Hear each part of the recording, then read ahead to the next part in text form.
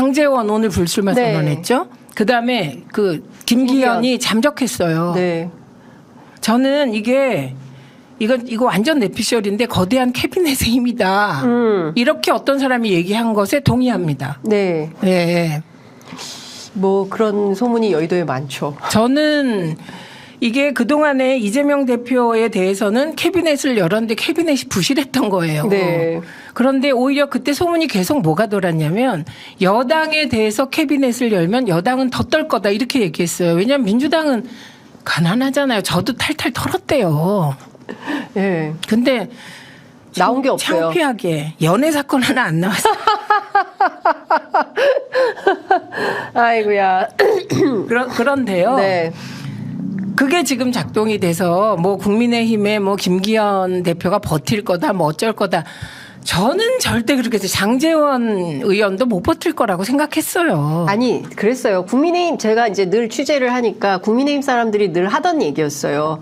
뭐 장제원 의원 버티기에 들어갔다. 그리고 뭐 버스 동원해가지고 사실 2년이 빈다는 거예요. 부산시장 출마를 준비를 하고 있고 부산시장 출마하기 전에 한 2년 정도 비는데 요때 뭘 할지 자리를 달라. 근데 그 내고가 잘 안 됐다는 거예요. 그래서 결과적으로는 뭐 이렇게 됐는데 그때 뭐라 그랬냐면 국민의힘 지도부 관계자들이 대통령 못 이긴다.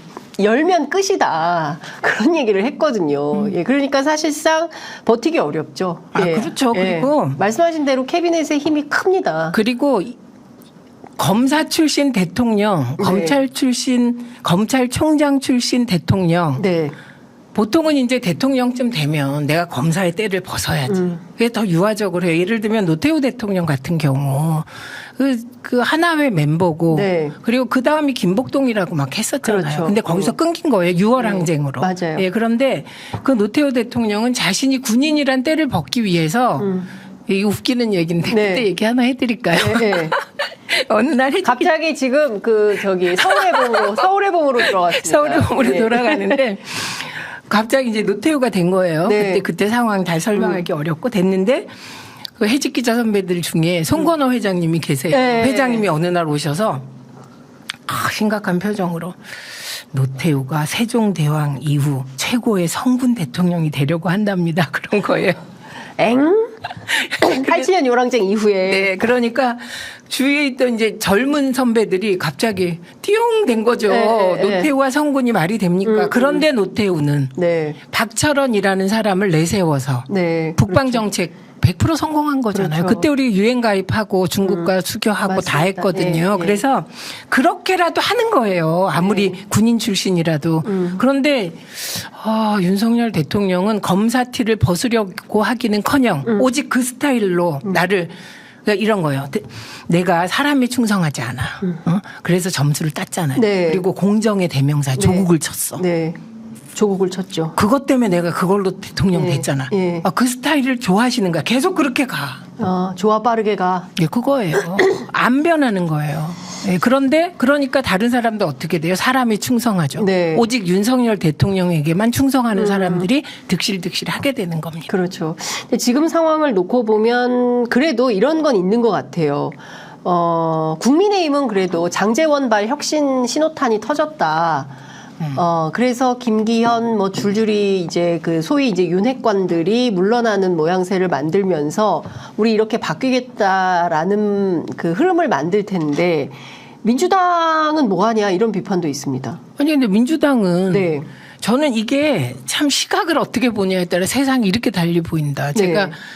장윤성 기자가 옆에서 보면 얼굴이 엄청 작고 앞에서 보면 얼굴이 동그랗고 엄청 크거든요. 아니 제 말이 옆에서 보면 얼굴이 작다고 예. 제가 그걸 늘 느껴서 말해주려고 아니 왜 갑자기 그 시각에 따라 얼평이, 다르다. 예. 시각에 따라 다르다. 네. 민주당은 보세요. 이게 정상이라면 어떻게 돼야 되냐면 이재명 대표를 1년 6개월 팠어요. 네. 별짓을 다 했어요. 일가 친척 가족 주변 측근 다 팠어요. 네. 예. 그리고 이재명을 지지하는 의원들도 다 털어요. 네. 예. 이렇게 했는데 영장이 기각되는 순간 그리고 내부에 검찰하고 같은 시각의 사람들이 이제 그 권력투쟁도 가미돼서 체포동의안이 가결됐어요. 네. 그런데 영장이 기각되는 순간 예전 같으면 네. 그냥 끝나는 거예요. 상황 종료. 그렇죠. 그리고 민주당은 이재명 대표 중심으로 쫙 밀고 가면 돼요. 네. 그런데 특수부 검사 출신 대통령의 정치 검찰은 여기서 안 멈춰요. 계속해서 딴 거를 또 파요. 네. 그러니까 이 딴 거는 사실은 이건 게임 끝난 다음에 여진인데 네. 이 여진에 기대서 내부에서 또 흔들어요. 그러면서 혁신하래요. 저는 이재명 대표 영장 기각된 것만큼 네. 이 사람이 억울한다는 것이 전 국민 앞에 그 판사의 그 내용 보세요. 네. 딱 하나. 그 위증조사 부분에 대해서 이게 뭐 범죄 혐의 소명은 됐다. 이러니까 또 뭐 이게 증거가 있다 이런 식인데 그게 아니고 의심할 만하다는 뜻이에요. 네. 그거 빼고는 네. 다 말이 안 되잖아? 이거였잖아요. 이거만한 혁신이 어디 있습니까 이 세상에 제가 보기에는. 아니 근데 이제 이런 거죠. 말씀 주신 대로 이재명 대표 중심으로 똘똘 뭉쳐서 윤석열 정부에 대항하는 좀 더 파워풀한 어떤 네. 투쟁, 그다음에 지금 앞서 말씀 주신 이런 전술적인 오판 없이 네. 좀 일치단결해서 밀고 나가는 이런 모습을 보여주고 내부에서 조금 더 훌륭한 사람들을 또 다음 국회에 들여보내기 위한 어떤 작업들, 뭐 이런 것들이 정치하게 막 진행되는 걸 보면 여론 지지율도 막 올라가고 이럴 것 같은데 지금은 내부에서 또 이낙연 전 대표, 이재명 대표 리더십 문제 삼으면서 탈당 가능성을 운운하고 있고 원칙과 상식 500명 뭐 해서 국회에서 또 토크쇼도 하고 뭐 이러면서 또 압박하고. 그러니까 이런 게 잘 정리되지 않는. 그게 정리가 안 되죠. 국민의힘은 어떤 일이 벌어졌는데요. 111명 단톡방에서. 네. 거기서도 내고라는 말이 나왔다는 거 아닙니까? 그리고 뭐 별의별 말이 다 나왔잖아요. 거기서 내부 총질한다 뭐 맞아요. 한다. 예. 막 싸우는데 그 친윤 초선들이 주로 그랬다는데 그 네. 사람들이 나경원 연판장에 서명한 사람들이 맞습니다. 주였다는 예, 거잖아요. 예. 그러니까 지금 내부의 갈등은 국힘이 훨씬 큽니다. 네. 민주당은 사실은 그 사람들이 다예요. 나머지는 다. 나머지는 단결돼 총선 있는. 앞두고 왜 그러지? 어. 이재명 대표가 재판받는 거? 그거 정치보복 재판이잖아. 이게 어느 정도 정리가 돼 있고 특히 지지자들이 정리가 돼 있는 거예요. 네. 그러니까 상수인데 네. 민주당은 작은 갈등이에요. 왜냐하면 원칙과 상식이 30명으로 출발 못했잖아요. 4명이잖아요. 그렇죠. 이상민 의원도 빠졌어요. 그러니까 이상민 의원 나 국힘 갈래. 그러는데 국힘에서 아직 예, 답이 없어요. 답이 없는 예. 거죠. 뭐 예. 그런데 거기에 이낙연 대표 갑자기 나타나서 막 흔들어요. 이낙연 대표 어떻게 보세요? 저는 이제 김종인 위원장을 만났다고 하더라고요. 네, 맞습니다. 네. 그래서 저는 끊임없이 보수 세력, 기득권 보수 세력, 김종인 위원장이 아니라 네. 기득권 보수 세력의 목표는 한국의 개혁을 지향하는 야당을 깨는 거라고 생각해요. 아. 이게 박정희 때부터 일관되게 그랬어요. 예. 그래서 전두환이 꿈꿨던 민한당으로 바꾸는 네. 거. 저는 어디선가 지금도 민주당을 이재명을 제거하고 민한당화시키는 공작은 끊임없이 진행된다고 생각합니다. 네. 그러면 거기에 선두에 이낙연 전 총리가 서 있는 겁니까? 그렇게 가시면 안 된다는 말씀을 제가 지금 드리는 겁니다. 네. 네. 그러시면 절대 아니 돼요. 예. 제가 충정으로 말씀드리는 겁니다. 그래서는 안 됩니다. 네. 그런데 실제로 뭐 정치부 그 정당 출입 기자들 취재 얘기를 들어보면 사실상 탈당해서 이준석 신당으로 갈 가능성이 높고 갈 때 혼자 가지 않고 뭐 20-30명 결합해서 나가려고 준비 중이다. 그래서 그 20-30명이 누구냐? 그거는 취재 중이다. 이런 얘기를 하더라고요.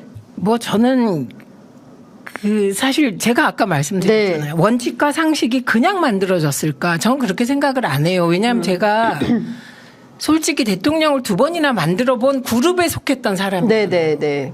그 그렇죠. 그룹들이 어떻게 움직여서 대통령을. 친노, 친문. 그렇죠. 그리고 네. 특히 친노 때는 제가 민원연 사무총장이라 맞아요. 직접 결합은 못하고 뭐 제가 노무현 대통령한테 반해버려가지고 그땐 정말 홀린 듯이 그 사람한테 반했어요. 네, 혁신과 통합으로 근데 결합.